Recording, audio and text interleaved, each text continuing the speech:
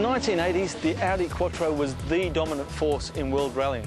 The Ur Quattro, as it was called, combined all-wheel drive with a slightly untraditional 5-cylinder engine that put out 440 kilowatts of power.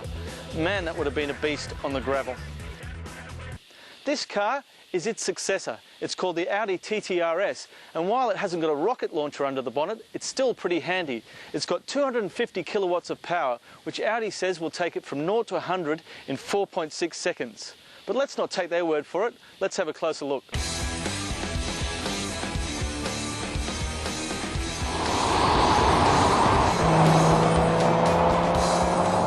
Now, Audi do some of the best cabins in the business, and this thing is no exception. It's got a beautiful flat-bottomed racing steering wheel, it's got really supportive leather bucket seats, and it's got some nice alloy finishes throughout the cabin. It really is a class act.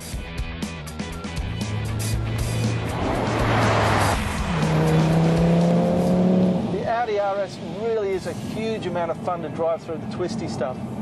The all-wheel drive means there's plenty of grip, and this punchy turbocharged 5-cylinder engine just slingshots you out of the corners.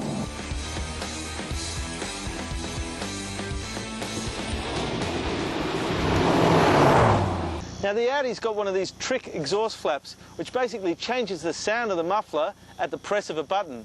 This is the normal sound.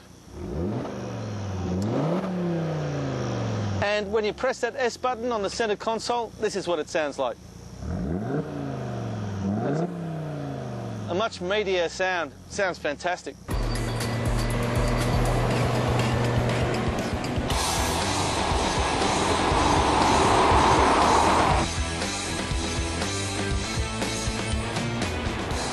The Audi's not perfect though. There's quite a bit of tyre roar at cruising speeds. There's a bit of a boom in the cabin, and this ride's just a little too firm. It crashes over potholes.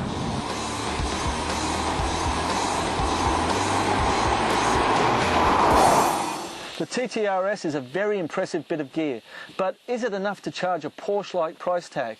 We'll leave that verdict until we've tested the two cars back to back. As an all-round package though, the Audi is hard to beat. It's beautiful inside, it makes all the right noises, and it's seriously quick, both in a straight line and through the twisty stuff. If I ever find myself a sugar mummy, this car will be on the shopping list for sure.